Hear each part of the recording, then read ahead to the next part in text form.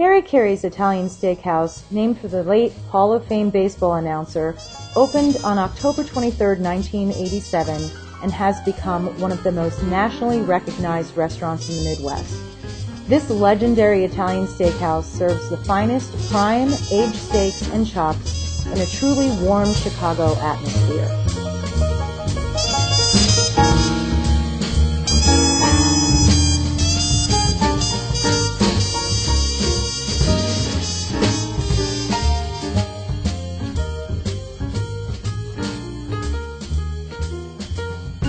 Hi, here we are at Harry Caray's kitchen, cooking off a couple of choice and prime New York strip steaks. First, what we do is we season the meat with a little Lowry seasoned salt and black pepper, and we sear it in this broiler, which is a 1600-degree infrared broiler. We get a nice crust on the meat, and then what we do is we put it in the convection oven and finish it off. So they should be done at about nice medium rare.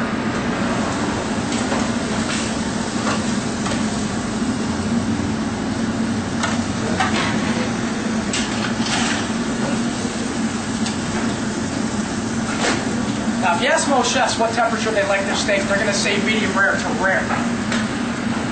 That's where you get the best quality and the best taste of the meat, asking most chefs, including myself.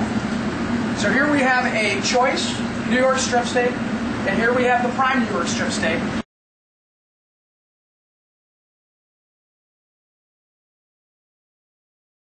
Hi, Paul Katz, corporate chef for Harry Caray's, talking about Steak 101 Week, May 16th through May 19th.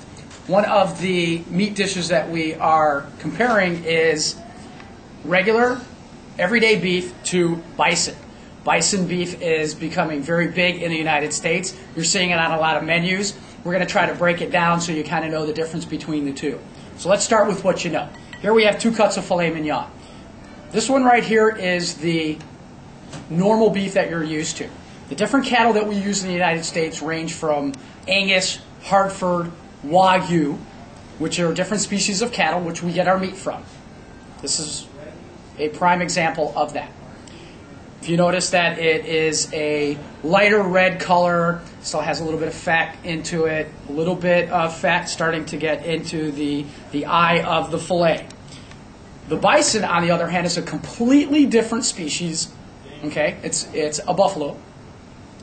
Its components are different. The texture is different. If you notice that when I pick this up, that the meat has got some girth to it, some tightness to it. Whereas when you pick up the bison, it's kind of soft and mealy. That has a lot to do with A, 2 different species. B, it has a lot to do with its feed. This is corn-fed, grain-fed, grain and corn finished. This is just 100% grass. As if you listen to any of the other blogs, you remember I talked about how grain and grass finish differently and you don't get that muscle marbling that you get. Well, if you notice, this has no muscle marbling whatsoever. Because of the bison is so lean, you really don't want to cook it above medium rare. The more above medium rare you cook the steak, the more mineral content's going to come out, and it's going to be very minerally, and it's not going to have a good flavor to you.